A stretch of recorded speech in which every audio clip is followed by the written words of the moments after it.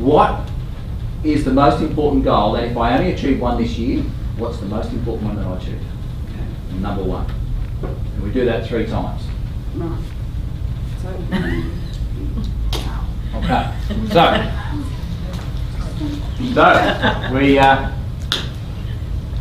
We do that, and that's how we get our 3 key goals, and we focus on achieving those because the balance will be achieved after that. So our communication skills. Who gets sick of telling people multiple times how to do things? Over and over again, and they never get it. There's some key skills there we need to learn to be able to get your message across the first time. We need to understand how people learn, how to communicate properly, and people's behaviour styles. So as you can communicate with each individual in their methods, and they communicate with you in yours, and you can get your message across the first time. Rather than them standing there going, oh, I don't get that. So as it gets across. The C there that I haven't got is the skills of managing through your team or through the people that you work with and not around them. Being able to develop and grow the skills of the people around you so as they do more, you do less. Very important when you're building a business. Now, they break up into 2 areas. The top one is generally what you'll get at most time management workshops is the planning and the weekly planning, a little bit of self-discipline. That's where I noticed was these skills here are the key. These are only 10% of the process, the top ones. But I can tell you now, it doesn't work without them. You won't get anywhere without those. But the simple fact is, 90% of it is once you arrive at work and try to do it. Those are the skills that really need to be developed to get on with it. The good thing is you can start anywhere here. You don't have to start at the top and go to the bottom. You can go from the bottom to the top. It doesn't matter where you start. You just start working on these skills, pulling them together. But it's the bottom ones that are the 90%.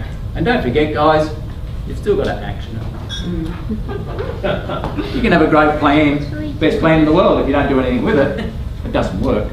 You've got to get off your backside and do it. Couple of quick tips. Who wakes up 3 o'clock in the morning, 3:17, 3:33, 3:41, and all that stuff's going through your head?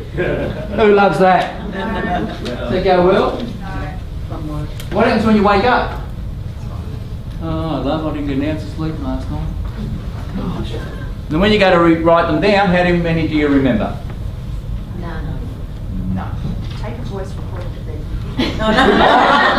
So you love waking up, do you? That's right. I don't want to wake up in the first place. If you wake up, you might as well make use of it. But I don't want to wake up. I don't want to wake up in the first place. Oh yeah. Yeah. Guys, plan your day before you get to bed. Sometime in the day before, you need to have your day clearly planned and prioritised. Your sympathetic nervous system, when it wakes you up, starts waking you up 3 o'clock in the morning, won't switch on that thinking. If you write it all down and get it out of your head the night before, or by the time you go to bed, it goes in your subconscious mind, it works in the background on it. Yeah. If you list it all, don't list it all, and leave it in your head, it's in your conscious mind. And as soon as that sympathetic nervous system switches on, so does your conscious mind, and you now start having it running through your head. Plan the night before, prioritise it the night before. Try and start to find, I talk about a default plan, start to find a 90-minute period each week on the same day, same time, where you now focus on getting the things done that you struggle to get done. The things you hate to get done. All those, and make sure you do them on that day every week. And then once you've got that working, put a second one into your week. And gradually increase it. That's how you start to bring a default plan into your week. And then start to work the categories into those time frames. You just start with one. Don't try and do it all. Start with one. Now. Yeah,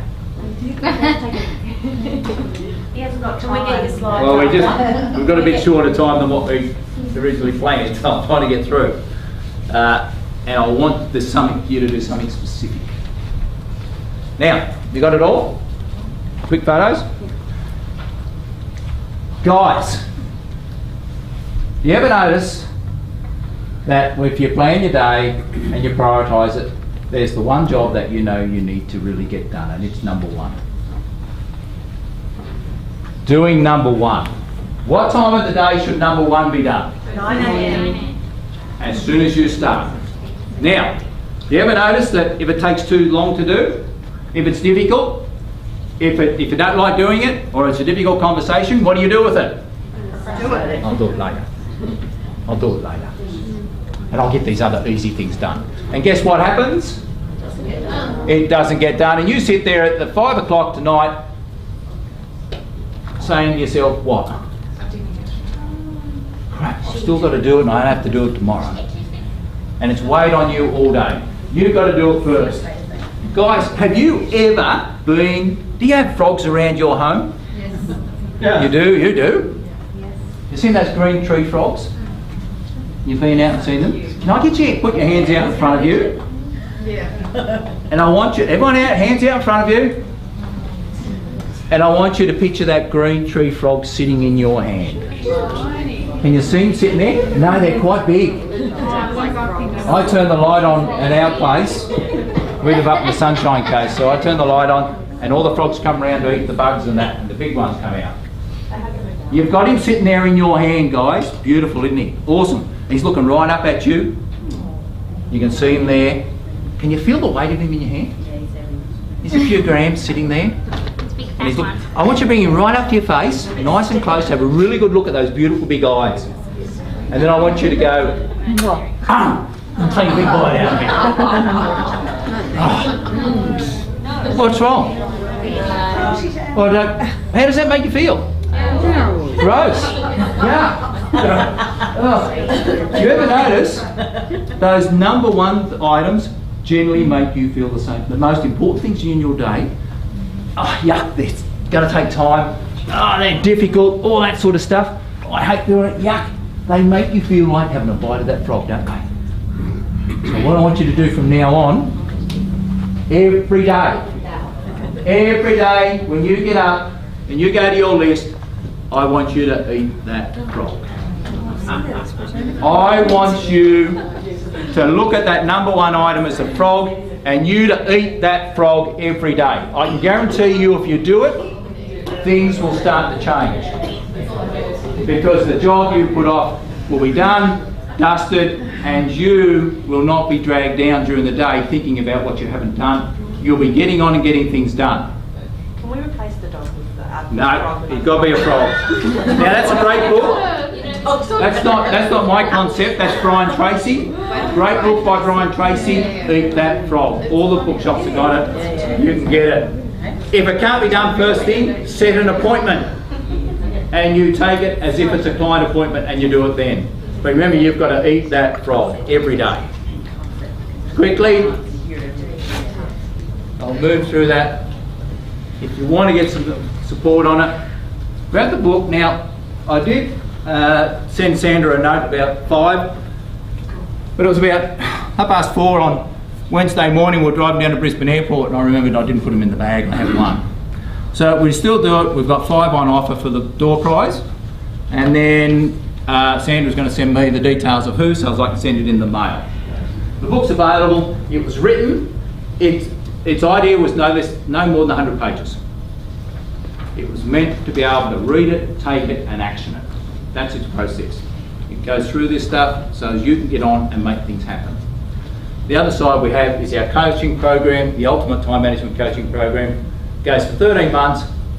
It's a one-day workshop to start with, where we go through it all with you, and then the coaching program, a group coaching program, meets each month for 2.5 hours. And we help develop these skills in you so that over that time you start to get control. Very important. Just remember, guys, successful people don't have time in their plan. They have time because they plan. You need to be planning, organising and actioning. Thank you. Come on in here, my man. Come on in here. And with that in mind, keeping him on time is always a challenge because he's got a lot more content than time. You know, the only thing more expensive than money is what? That's right. So when you think about the things you need to do, making a priority, a big investment as you get back in your 30s and 40s and 50s is making a really strong strategic plan to make sure you get the most mileage out of your 168 hours in a week. Pete, you've done a great job. Come on over here. Where are you at, brother? I'm behind you, young man. Get over here. Behind you, boss. I was born in 57, so what's that make you in terms of young man? You're going well. Thanks, boss. Appreciate that. It's been a real pleasure to have you here today. Hate to say no to a man who's got more things to share, so love to have you come back another time. Perhaps next year, the invitation's there. Anita, come up here on behalf of the association. Thank you so much, Pete. Excellent. For fantastic Thank you. presentation. Thank you very much. Peter Johnson. Thank you so very much. We're going to have a 2-minute transition, get the audio set up for Joe, and give you a chance to tighten up your notes. Make sure